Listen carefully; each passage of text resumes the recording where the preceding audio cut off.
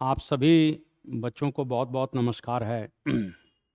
आशा करता हूं कि आप लोग स्वस्थ होंगे, मस्त होंगे और अपने लक्ष्य के लिए समर्पित होंगे। आज मेरे स्क्रीन पर आप देख रहे हैं चित्तौड़ का जौहर, और मैं इससे पहले एक टॉपिक आपको पढ़ा भी चुका हूं, साका और जौहर। तो चित्तौड़ का जौहर भी हम कह सकते हैं और चित्तौड़ का साका भी कह सकते हैं। हिंदुस्तान में जब इस्लामिक स्टेट स्थापित हुई तो इस इस्लामिक स्टेट ने साम्राज्य विस्तार किया, चाहे वो सल्तनत काल हो चाहे मुगल काल हो। और आप ये भी जानते हैं कि ये जितने भी इस्लामिक स्टेट स्टैब्लिश करने वाले लोग थे वो बाहर से आए हुए हैं। उन्होंने दिल्ली पर कब्जा भी किया। लेकिन सबसे बड़ी बात है कि दुर्भाग्य इस बात का है कि जो यहाँ के लोकल कहीं ना कहीं शासक थे, उन लोगों में ये विजन नहीं था, वो दूरदर्शिता नहीं थी कि एक व्यक्ति मध्य एशिया से चला आ रहा है, सेना के साथ दिल्ली पर कब्जा कर रहा है, लेकिन यहाँ के स्थानीय शासकों ने किसी भी प्रकार से अपनी सुरक्षा का प्रबंध नहीं किया। दूसरी बात अगर हम यहां पर करते हैं, जो दूसरी बात अगर सोचते हैं, तो ये एक चीज और भी देखने को मिल रहा है कि जो यहाँ के स्थानीय शासक हैं वो सब हमेशा बैकफुट पर कहीं ना कहीं लड़ते हैं।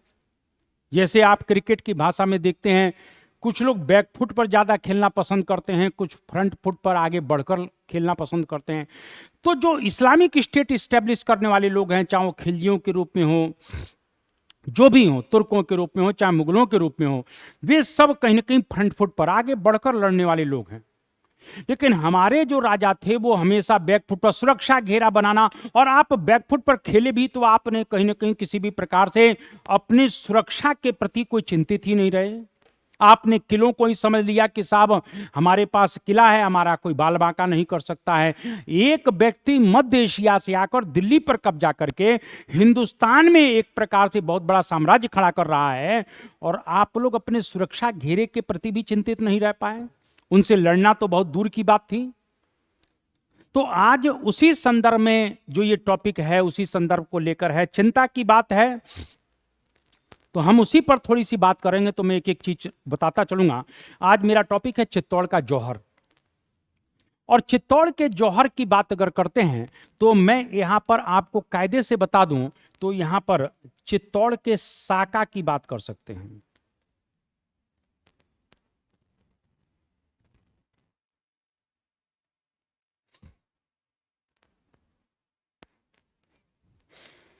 चित्तौड़ का साका, ये मैंने आप लोगों को बताया था, और मैंने इस शब्द के विषय में कहा भी था कि साका में दो चीजें होती हैं। दो चीजें साका में मैं पढ़ा चुका हूं। एक जौहर होता है। जौहर का मतलब जो राजपूत रानियां हुआ करती थी, वे अग्नि कुंड में कहीं ना कहीं अपने कूद कर अपने जीवन को समाप्त करती थी, इसको जौहर कहते थे। और जब जौहर हो जाता था तो ये जो राजपूत सैनिक हैं, ये जो राजपूत लोग थे, ये केसरिया किया करते थे। यानी जब ये डेथ हो जाती थी इनकी, तो ये राजपूत करो या मरो के साथ, करो या मरो के साथ किले का गेट खोल देते थे, केसरिया पगड़ी बांधकर एक तरह से दुश्मन की सेना के ऊपर टूट पड़ते थे और अंततः लड़ते लड़ते मर जाते थे।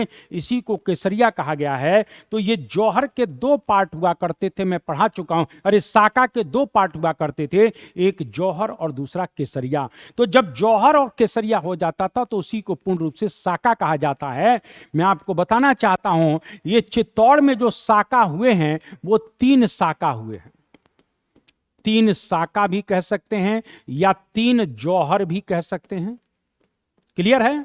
तो इस तरह से 3 साका हमको चित्तौड़ में देखने को मिल रहा है, और आज इसी संदर्भ में मेरी क्लास कहीं ना कहीं आपके लिए है। यदि चित्तौड़ के पहले साका की बात अगर कर लेते हैं या पहले जौहर की बात कर लेते हैं, तो मैंने अभी आपको कहा कि हम चित्तौड़ का पहला, चित्तौड़ का पहला साका पहले पढ़ेंगे। पहला साका, मैंने भी कहा कि साका के दो पार्ट हैं, पहले जौहर और फिर केसरिया। ठीक है सर। तो यहां पर हमको दो पार्ट चित्तौड़ का पहला साका देखने को मिल रहा है, और वही बात यहां पर हमारे लिए जानना जरूरी है। मैंने अभी आपसे कहा, जो क्योंकि बड़ा मैं दुखी हो जाता हूं जो इस घटना को लेकर, कि आप इस बात को थोड़ा सा ध्यान रखें। ये इस्लामिक स्टेट स्थापित करने वाले या जो मुगल लोग हैं, चाहे तुर्क लोग हैं, जिस रूप में हैं, वो यहां से चल रहे हैं मध्य एशिया से, आपके दिल्ली पर आकर उन्होंने कब्जा कर लिया, और दिल्ली पर आप कब्जा कर लेते हैं। ये पूरा का पूरा राजपूताना बेल्ट यहां पर है, जो यहां के लोकल शासक हुआ करते थे। लेकिन यहां से ये पंजाब जीतते हुए इस प्रकार से दिल्ली पर कब्जा कर लेते हैं, लेकिन बगल में ये राजपूताना का जो बेल्ट इतना बड़ा है, यहां के शासक बिल्कुल भी अपनी सुरक्षा के प्रति चिंतित नहीं है। या तो सुरक्षा के प्रति चिंतित होते तो ये इनको बीच में ही रोकते, लेकिन ऐसा नहीं हो पाया, क्योंकि इनको लगता था यार दिल्ली पर कब्जा कर रहे हैं, और दिल्ली पर ऑलरेडी कहीं ना कहीं किनका कब्जा है। तो आप देखेंगे तो सबसे पहले अगर हम देखते हैं तो सबसे पहले चौहानों का ही कब्जा था, जब मोहम्मद गौरी का कब्जा होगा। धीरे धीरे आप देखते हैं कि इस्लामिक स्टेट यहां पर स्थापित भी हो गई। लेकिन उसके बाद आप देखिए कि जब मुगल भी आ रहे हैं, तो यहां के लोग किसी भी तरह से कहीं ना कहीं लड़ने के लिए आतुर नहीं है। इनको यह नहीं लगा कि आज इनका नंबर है तो कल हमारा भी नंबर आएगा, वो चिंता नहीं है। ये आपस में ही राजपूत शासक लड़कर अपनी शक्ति को कहीं ना कहीं समाप्त कर रहे थे। और अंत तो आप कहेंगे कि वीर थे, पत्नियों को जलाकर खुद मर रहे हैं, अब इनको वीर कहा जाएगा। आप समझ सकते हैं कि वीर कौन थे, जो यहां से आकर यहां पर शासन कर रहे हैं और पूरा का पूरा जो है उत्तर भारत को रौंद रहे हैं, आपकी पत्नियों को जलने के लिए मजबूर कर रहे हैं, आपको केसरिया करने के लिए मजबूर कर रहे हैं। तो आप वीर हैं कि वो वीर हैं, अब ये तो आप ही लोग तय करिए, मैं क्या बोलूं, मैं नहीं बोलूंगा। तो ये मैं आपको बताना चाहता हूं कि चित्तौड़ का पहला साका अगर देखते हैं तो ये हो रहा है 26 अगस्त 1303 को। तो ये 26 अगस्त 1303 को होगा। पहली बात करें, यहां पर चित्तौड़ में चलते हैं तो चित्तौड़ का शासक इस समय राणा रतन सिंह है। राणा रतन सिंह चित्तौड़ का जो शासक है वो राणा रतन सिंह है। ये चित्तौड़ का शासक कौन है, तो यहां चित्तौड़ का जो शासक है वो राणा रतन सिंह है। इसकी रानी के विषय में कहा जाता है, जिसका नाम था रानी पद्मिनी। रानी पद्मिनी कहते हैं कि इस प्रकार से जो है पद्मिनी, ये कहते हैं कि राजपूताना की सबसे सुंदर रानी इसको माना जाता था, बहुत सुंदर थी, जो भी रहा हो। यहां पर दो सेनापतियों का भी नाम अपन लिख लेते हैं, और कहीं न कहीं राणा रतन सिंह के दो सेनापति हैं, एक का नाम है गोरा और दूसरे का नाम है बादल। तो गोरा और बादल इनके दो सेनापति भी हैं, ये भी आप थोड़ा सा ध्यान रखिएगा। इस समय अगर दिल्ली की बात अगर कर लेते हैं तो इस समय दिल्ली का जो शासक है, आप इस बात को ध्यान रख लेना, इस समय दिल्ली का जो शासक है उसका नाम है अलाउद्दीन खिलजी। अलाउद्दीन खिलजी इस समय दिल्ली का शासक है, ये भी थोड़ा सा ध्यान रखिएगा। इस समय दिल्ली का शासक कौन है, तो अलाउद्दीन खिलजी है। अब आप यहां ध्यान रखें कि चित्तौड़ पर 1303 में हमला होता है। इससे पहले 1301 में मैं रणथंभौर पढ़ा चुका हूं, रणथंभौर पर भी हमला हुआ था। और रणथंभौर पर कहीं न कहीं जब हमला हुआ, वहां के शासक हम्मीर देव थे, मैं आपको बता ही चुका हूं। और जब कहीं न कहीं राणा हम्मीर देव थे तो इस प्रकार से वहां पर भी जौहर हुआ था और वहां पर भी साका हुआ था। राणा हम्मीर देव, एक प्रकार से ध्यान रखना, जो रणथंभौर के शासक हैं, ये 1301 की घटना है। तो मैंने बताया कि उनकी पत्नी रंग देवी जौहर करती है और हम्मीर देव इस प्रकार से लड़ते हुए, केसरिया करते हुए शहीद हो जाते हैं। 1301 की घटना है, यानी रणथंभौर को 1301 में अलाउद्दीन खिलजी के द्वारा ध्वस्त कर दिया गया। रणथंभौर पर कब्जा भी हो गया, लेकिन उसके बाद भी चित्तौड़ के पास अकल और बुद्धि नहीं थी, और हम कहते हैं बहुत बड़का वीर है। 1301 में अलाउद्दीन जब कहीं ना कहीं खत्म कर रहा है रणथंभौर को, तो चित्तौड़ के शासक रतन सिंह को कहीं की सजग हो जाना चाहिए कि नहीं, अब हमको किसी भी कीमत पर जो है अपने को मजबूत रखना चाहिए, लेकिन कोई सबक नहीं है, कोई शिक्षा नहीं है, कोई लेसन नहीं है। इन वीर लोगों की बात कर रहा हूं। और इस प्रकार से ध्यान रखना, दिल्ली का शासक अलाउद्दीन खिलजी, इस पूरे के पूरे घटनाक्रम की चर्चा आपको बताना चाहता हूं। इस पूरे घटनाक्रम की चर्चा हमको देखने को मिलती है मलिक मोहम्मद जायसी, जो शेर शाह सूरी के समय में हुए। उन्होंने एक किताब लिखी है पद्मावत, और पद्मावत में इस घटना के विषय में चर्चा हमको देखने को मिलती है। तो पद्मावत में जो घटना आती है वो ये आती है कि एक प्रकार से अलाउद्दीन खिलजी चित्तौड़ का घेरा डालते हैं, और अलाउद्दीन खिलजी जब चित्तौड़ का घेरा डालता है तो उसके बाद क्या कहते हैं, जब चित्तौड़ के किले को नहीं वो जीत पा रहा था, तो उसने ये कहा कि राणा रतन सिंह के सामने एक प्रस्ताव भेजा है कि भाई तुम अपनी रानी पद्मिनी का चेहरा मुझे शीशे में भी दिखा दोगे तो मैं देखकर चला जाऊंगा। राणा रतन सिंह को लगा कि यार ठीक है, कहीं ना कहीं इसको जो है शीशे में दिखा देने में कोई बुराई नहीं है। गोरा बादल नाराज भी हो जाते हैं, लेकिन अंततः उसको लगा राणा रतन सिंह को कि डिप्लोमेट का सहारा लेना चाहिए। ठीक है, दिखा दें, क्योंकि हजारों राजपूत इस घटना से मारे जाएंगे। और इस प्रकार से शीशे में दिखाने का प्रबंध होता है। वो शीशे में देख भी लेता है, लेकिन दुर्भाग्य की बात है कि जो उसकी कामुकता थी, जो रानी पद्मिनी के प्रति कामुकता है, वो और अधिक बढ़ जाती है। और जब राणा रतन सिंह उसको किले के बाहर छोड़ने के लिए आते हैं तो राणा रतन सिंह को गिरफ्तार कर लेता है। राणा रतन सिंह को अलाउद्दीन खिलजी ने गिरफ्तार कर लिया। गिरफ्तार करने के पश्चात उनको लेकर दिल्ली चलाया। इस प्रकार से कहते हैं कि रानी पद्मिनी ने कहा गोरा और बादल से क्या किया जाए। 1600 पालकियां तैयार किया गई, और उन 1600 पालकियों में इस प्रकार से बहुत से जो है सैनिक, जो एक कह सकते हैं कि जबरदस्त जो लड़ाके थे, उनको रखा गया। और इस तरीके से दिल्ली पहुंचते हैं। रानी पद्मिनी तो नहीं है, कुछ लोग कहते हैं पद्मिनी थी उस पालकी में, लेकिन ऐसा नहीं है। रानी पद्मिनी की जगह कोई और था।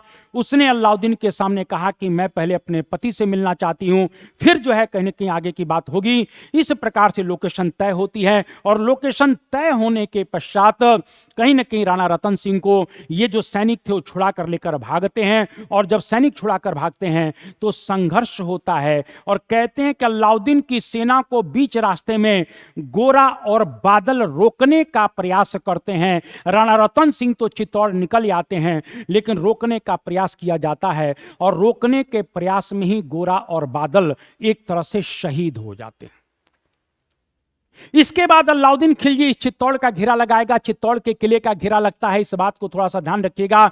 तो चित्तौड़ के किले का घेरा लगता है, तो चित्तौड़ का किले का घेरा लगा। और मैंने अभी कहा कि जब चित्तौड़ के किले को इस प्रकार से चारों तरफ से अलाउद्दीन की सेना ने कहीं ना कहीं घेरा लगा लिया, और जब घेरा लग जाता है, राणा रतन सिंह को लगा कि अब बचना मेरे लिए मुश्किल है। तो मैं आपको बताना चाहता हूं, चित्तौड़ का जौहर सबसे बड़ा जौहर माना जाता है रानी पद्मिनी के नेतृत्व में। थोड़ा सा ध्यान रख लेना, रानी पद्मिनी के नेतृत्व में 16,000 राजपूतानियों ने जौहर किया है।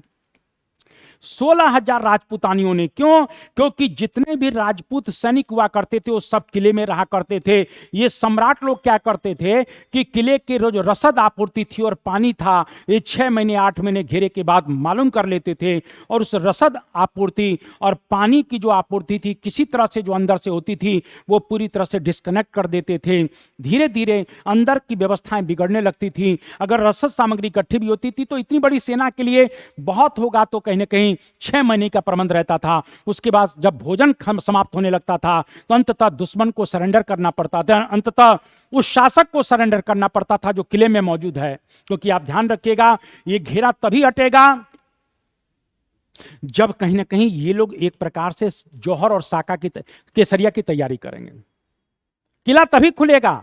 रसद सामग्री खत्म हो जाती थी 6-8 महीने में। अंततः क्या होते थे, राजपूतों को लगता था कि अब हमारे वाला मरने के अलावा कोई रास्ता नहीं है। तो ये जो राजपूतानियां हुआ करती थी, इनको लगता था कि अब हम बच नहीं पाएंगे। मैंने कहा था जौहर का मतलब यह है कि अग्नि कुंड में कूदकर अपने सतीत्व की रक्षा करना, क्योंकि ये मुस्लिम शासकों के सामने अगर हाथ लग जाएंगी तो इनका जीवन और अधिक कहीं ना कहीं नारकीय हो जाएगा, इसीलिए जौहर करना ज़्यादा पसंद करती थी। जौहर हो जाता है और इस तरीके से रतन सिंह के नेतृत्व में राजपूतों ने केसरिया किया है। मैंने भी कहा इस केसरिया और जौहर को सामूहिक रूप से क्या कहते हैं, इस प्रकार से जो है साका कहते हैं। तो चित्तौड़ का पहला साका हुआ, पद्मिनी जौहर करती हैं और ये जो है राणा रतन सिंह एक प्रकार से शहीद हो गया, मारा गया। सीधी सी बात तो यह है। तो ये पहला कहीं ना कहीं साका हमको चित्तौड़ का 1303 में देखने को मिलता है। अलाउद्दीन खिलजी ने इस चित्तौड़ के किले को कब्जा कर लिया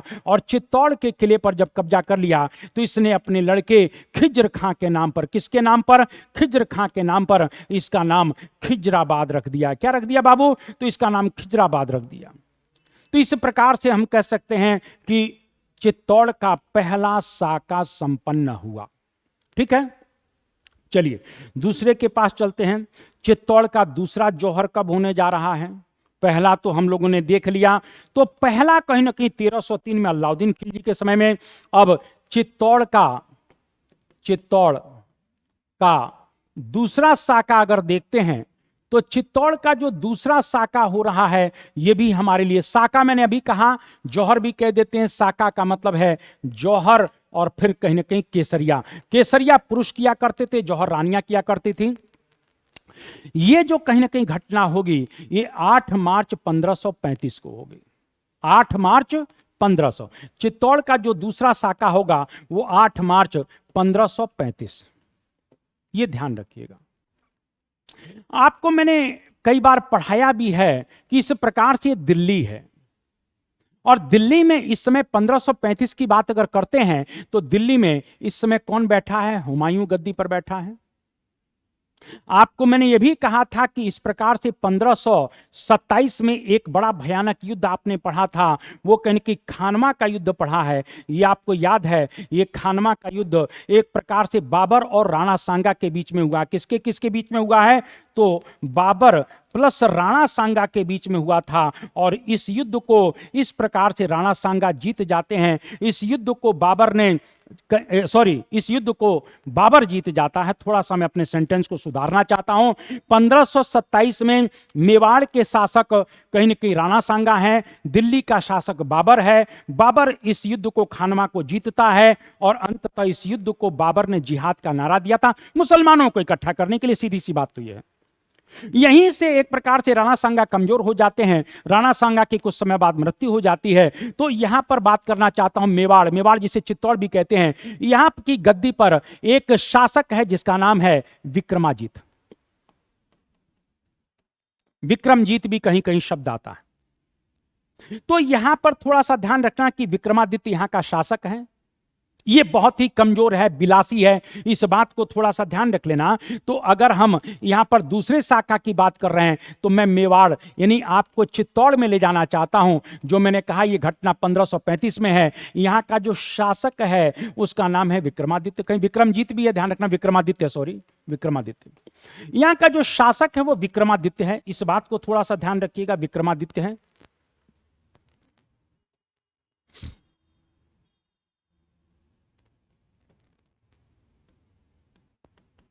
विक्रमादित्य ये एकदम बिलासी है, किसी मतलब का नहीं है। तो ये विक्रमादित्य यहां का शासक है जो पूरी तरह से कह सकते हैं बिलासी, भोगी, अयोग्य।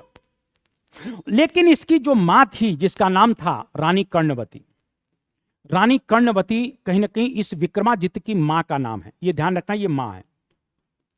रानी जो विक्रमादित्य थी, रानी जो शासक जो विक्रमादित्य था, इसकी रानी का, इसकी मां का नाम जो था वो रानी कर्णवती था। इस समय कुछ घटना हो रही है, वही मैं आपको थोड़ा सा लेकर जाना चाहता हूं। और यहां ध्यान रख लेना, इस विक्रमादित्य की पत्नी है, बड़ी वीरांगना है, इस बात को थोड़ा सा ध्यान रख लेना, जिसका नाम है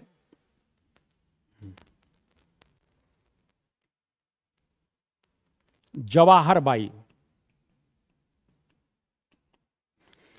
ये एक बहुत बड़ी वीरांगना है, लड़ेगी ये युद्ध में। तो मैंने अभी कहा कि जो दूसरा साका चित्तौड़ का है वो 8 मार्च 1535 का है। ये 8 मार्च 1535 मैंने आपको बता ही दिया है। इस समय मैंने अभी कहा कि मेवाड़ का एक अयोग्य विलासी कमजोर शासक विक्रमादित्य है, इसकी मां रानी कर्णवती है, और इसकी जो पत्नी विक्रमादित्य की है वो जवाहर बाई है, जो एक बहुत बड़ी वीरांगना थी। यहां तक बात समझ में आ गई होगी।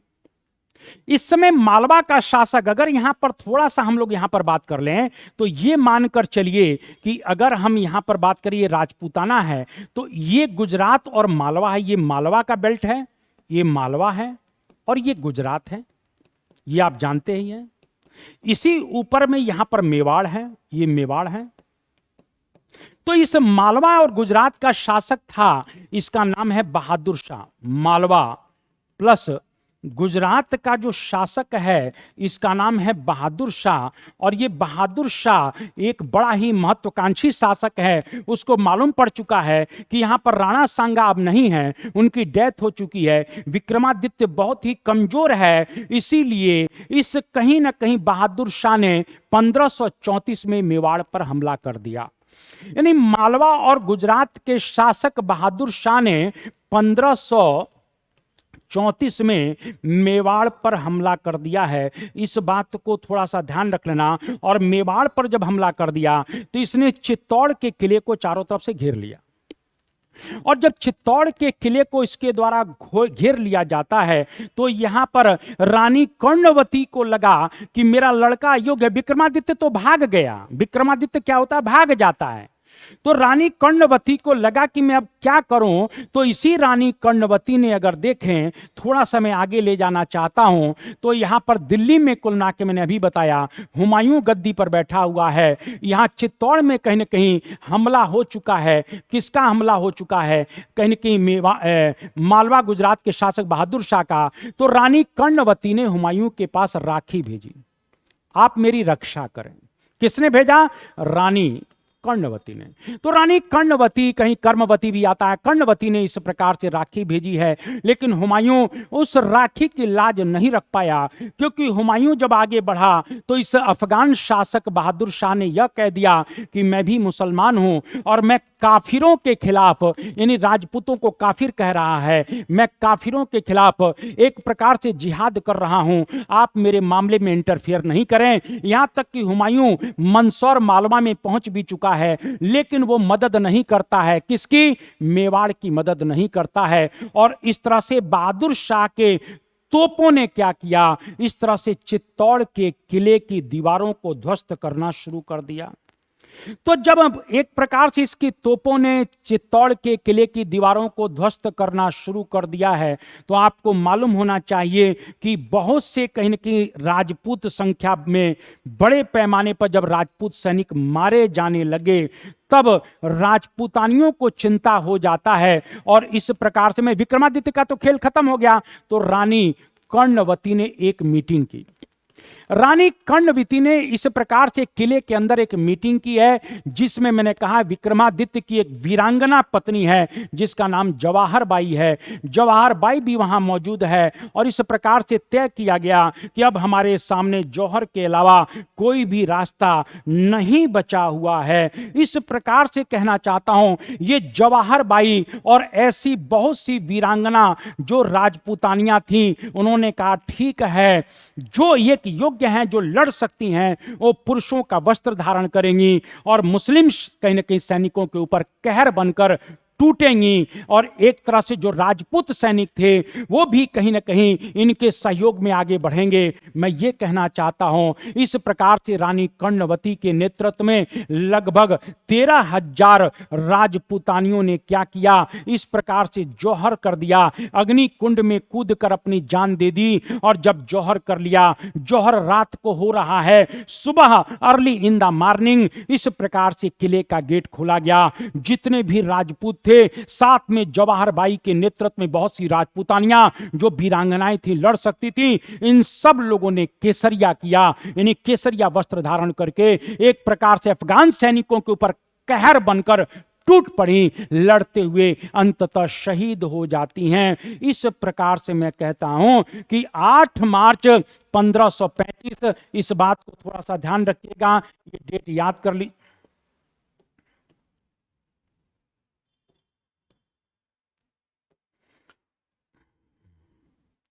8 मार्च 1535 इस प्रकार से कहीं न कहीं 13,000 राजपूतानियों ने कर्णवती के नेतृत्व में जौहर किया और इन सभी वीरांगनाओं ने अपने राजपूत सैनिकों के साथ इस प्रकार से केसरिया किया। मैं ये कहना चाहता हूं, इस तरीके से कहीं न कहीं हम चित्तौड़ का दूसरा साका देखते हैं जो संपन्न हुआ। ठीक है, तो इस प्रकार से हमने चित्तौड़ का दूसरा साका देख लिया है।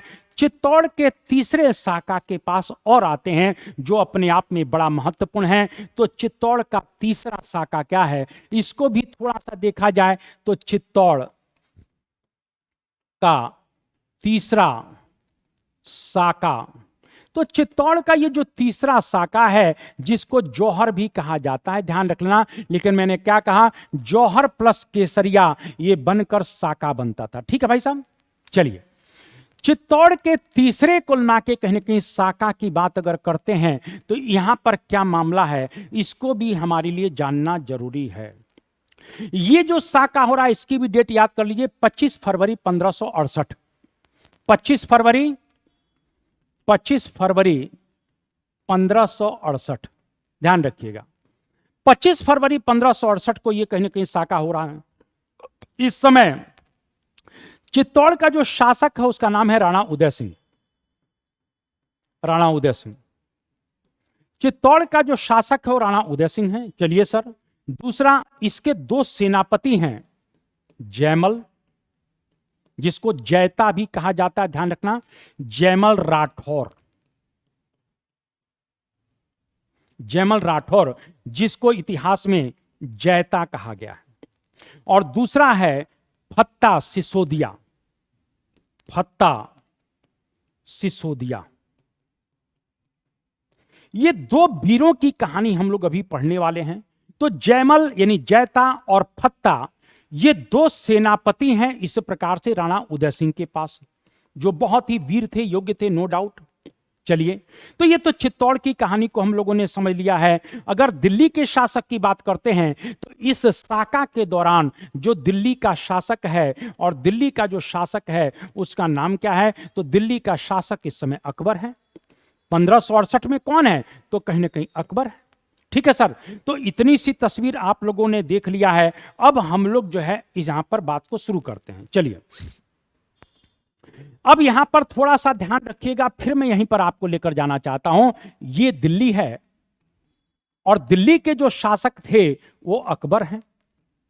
ठीक है सर, ये अगर थोड़ी सी बात अगर यहां पर घुमा लेते हैं तो ये मान के चलिए यहां पर चित्तौड़ कर दिया, तो ये चित्तौड़ हो गया, थोड़ा सा राजपूताना का बहुत बड़ा सेंटर है चित्तौड़।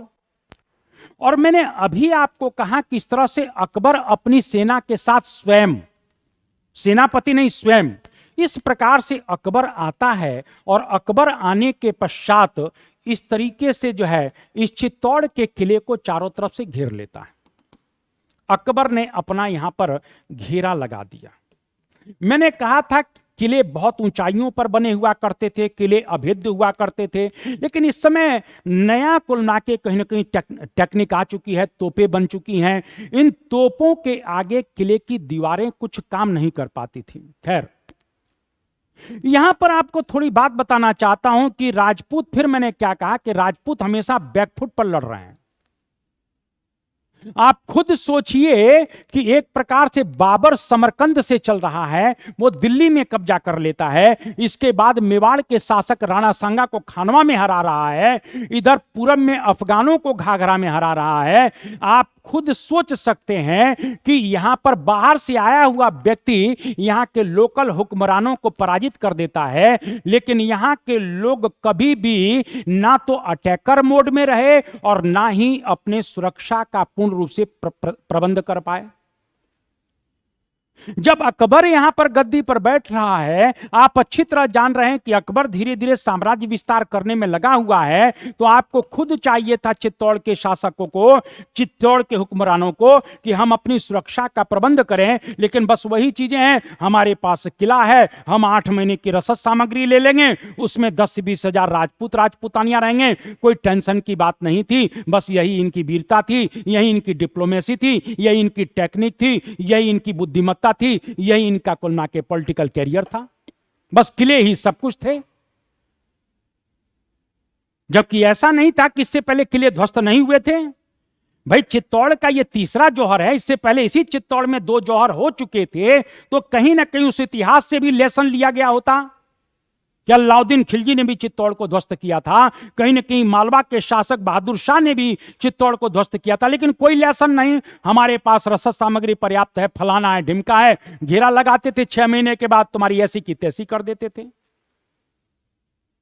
आप अपनी पत्नियों को जलने के लिए, मरने के लिए विवश कर देते थे, और आप स्वयं मरने के लिए युद्ध मैदान में चले जाते थे, और फिर आपको कहा जाता था कि आपसे बड़ा ब्रेव इस दुनिया में कोई नहीं है। मैंने अपनी पत्नी को जलने के लिए अग्निकुंड बना दिया, और मैं स्वयं जो है केसरिया करने के लिए मर गया। अब मुझसे बड़ा ब्रेव कोई नहीं है। अगर आप बहुत बहादुर हैं तो ये मध्य एशिया से आकर यहां पर कहीं की घुस गए और पूरे हिंदुस्तान में कुल ना के एम्पायर खड़ा कर दिया।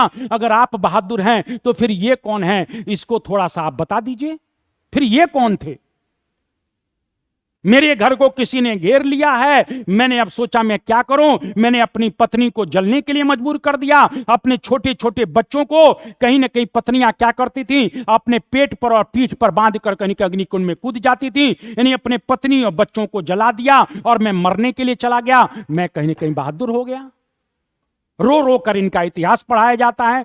दुख के साथ ये कह रहा हूं, दुख के साथ इसलिए कह रहा हूं कि अगर शायद हिंदुस्तान की राजपूत शक्तियां अगर आपसी मतभेद भूल गई होती और वो एक हो गई होती तो हिंदुस्तान का इतिहास और भूगोल कुछ और होता।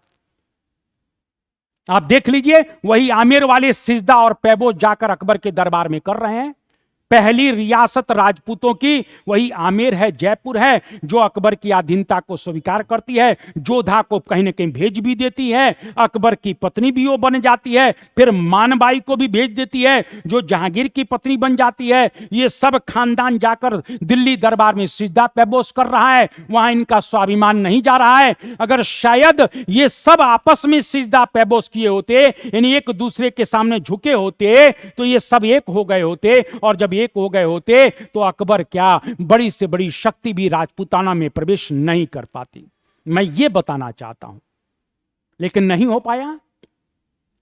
अब यहां पर आपको लेकर जाना चाहता हूं तो इस तरह से थोड़ा सा इन चीजों को भी समझा जाए। इस तरीके से चित्तौड़ का घेरा लगता है। राणा उदय सिंह इस प्रकार से बैक डोर से भाग जाता है। एक तरह से भगोड़े भी ये लोग हैं, कुछ भी नहीं है। यही राणा उदय सिंह का लड़का जो है राणा प्रताप होंगे।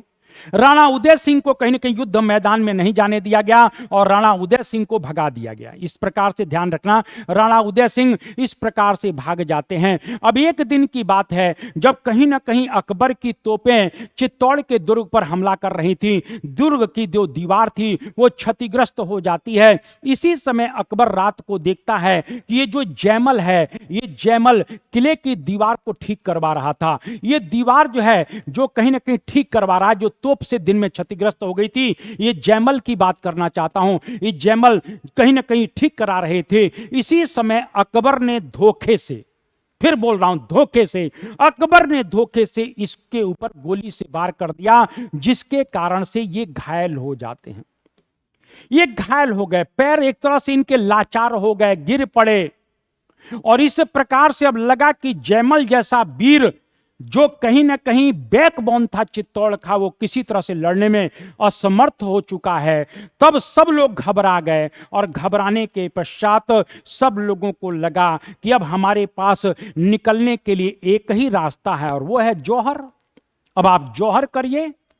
सभी राजपूत आपस में मंत्रणा करते हैं और मंत्रणा करने के पश्चात मैंने जैसा कि बताया कि 25 फरवरी 1568, इस प्रकार से 25 फरवरी 1568 को इस प्रकार से फत्ता, मैंने अभी कहा फत्ता सिसोदिया की जो पत्नी है, और फत्ता सिसोदिया की जो पत्नी है उसका नाम क्या है, फूल कुंवर। इस प्रकार से फत्ता सिसोदिया की पत्नी फूल कुंवर के नेतृत्व में, ये थोड़ा सा ध्यान रखना, फूल कुंवर के नेतृत्व में, फूल कुंवर के नेतृत्व में क्या होगा, 10,000 राजपूतानियों ने, इस प्रकार से 10,000 राजपूतानियों ने अपने छोटे छोटे बच्चों को अपने पीठ और गले से बांधकर इस तरीके से जौहर किया है।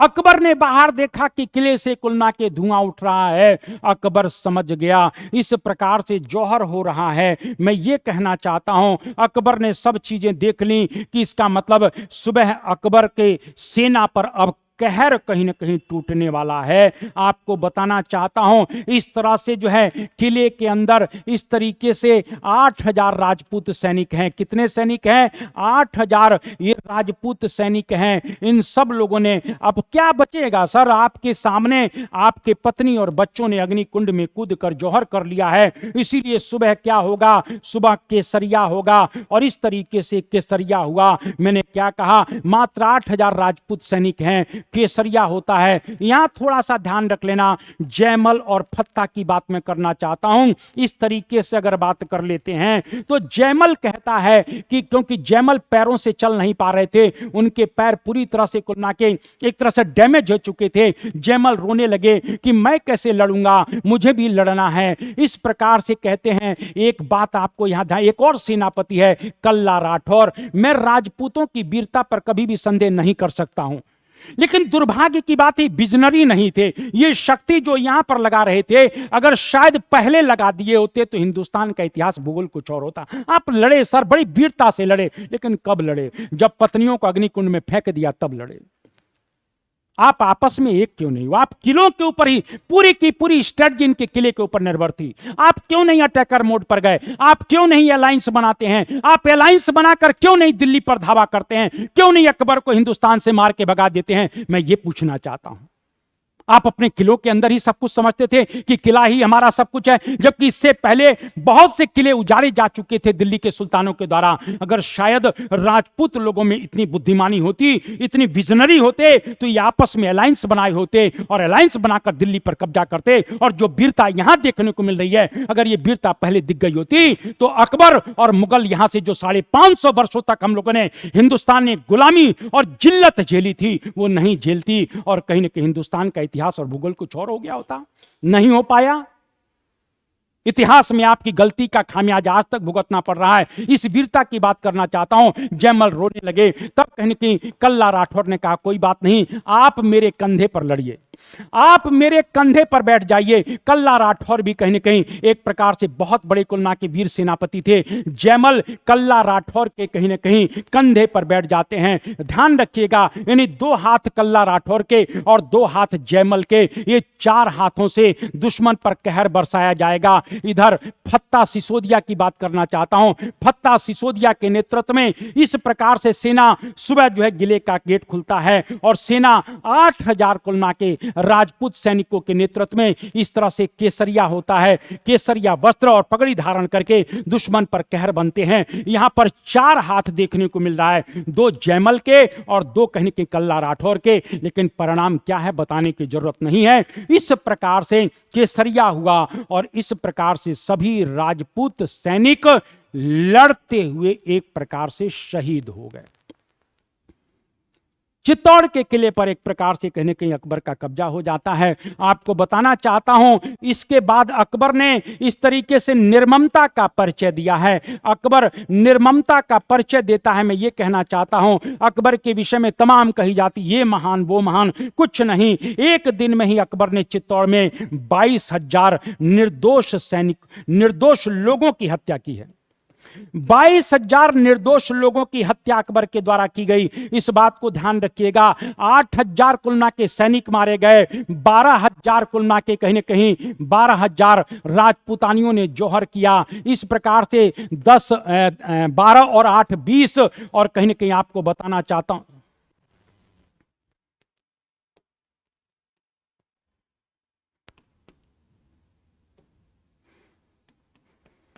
जौहर किया। इस प्रकार से 10,000 राजपूतानियों ने, इस प्रकार से ध्यान रखना, 10,000 राजपूतानियों ने जौहर किया है। तो 10,000 ये हो गए, 8,000 सैनिक केसरिया करते हैं, 18,000, 22,000 निर्दोष लोगों की अकबर के द्वारा हत्या कर दी जाती है। यानी एक ही दिन में 40,000 लोगों को अकबर के द्वारा मार दिया गया।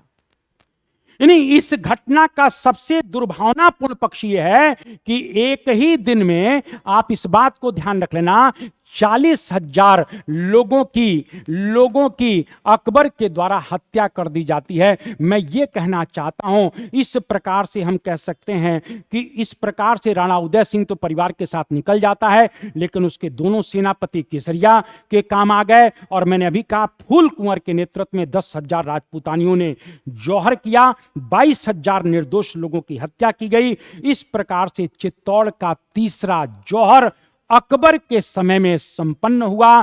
तो पहला जौहर अलाउद्दीन, दूसरा जौहर मालवा के शासक बहादुर शाह, और तीसरा जौहर अकबर के समय में होता है। और इसी राणा उदय सिंह जो कहीं ना कहीं युद्ध मैदान से अपने को बचाने के लिए निकल गया था, उसी के लड़के राणा प्रताप होंगे, जिनका जीवन पर्यंत अकबर से संघर्ष होगा। राजपूतों में सभी लोगों ने अकबर की अधीनता स्वीकार किया, लेकिन मेवाड़ के शासक राणा प्रताप ने जीवन पर्यंत अकबर की अधीनता को स्वीकार नहीं किया है। यहां थोड़ी दो जानकारी और देना चाहता हूं। इस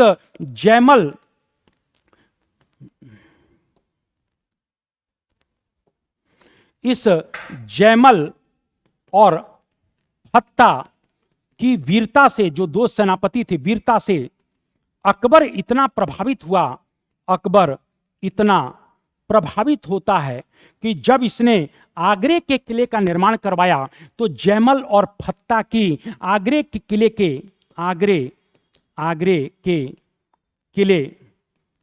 के मुख्य द्वार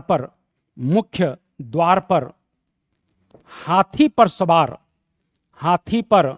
सवार प्रतिमाएं लगवाई।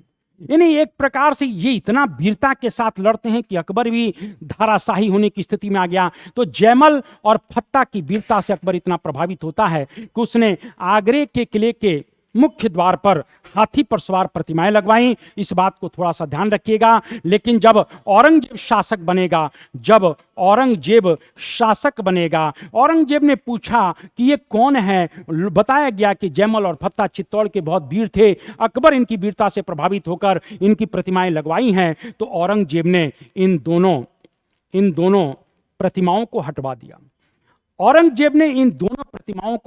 हटवा दिया। इस बात को थोड़ा सा ध्यान रखिएगा। मेरा यह कहने का मतलब है कि मैं निष्कर्ष रूप में यही कहना चाहता हूं कि राजपूत नो डाउट बहुत वीर थे, इसमें कोई शक की बात नहीं है। लेकिन दुर्भाग्य की बात है, ये विजनरी नहीं थे, ये आपस में एक नहीं थे, ये संगठित नहीं थे, ये कहीं ना कहीं फ्रंट फुट पर बैटिंग नहीं करते थे। ये किलों के अंदर ही रहकर अपने सुरक्षा घेरे के तहत अपने बचाव के लिए लड़ते थे। मेरा यह कहने का मतलब है कि अगर शायद किलों के ऊपर आश्रित ना होकर ये और नई संगठित प्रणाली के द्वारा, कोई नई टेक्निक के द्वारा अगर ये लड़े होते और सब राजपूत आपस में एक होकर लड़े होते, तो मुगल हिंदुस्तान में स्थापित नहीं हो पाते। और मुगल जब नहीं स्थापित होते तो हिंदुस्तान में इस्लामिक स्टेट का प्रश्न ही नहीं बनता है।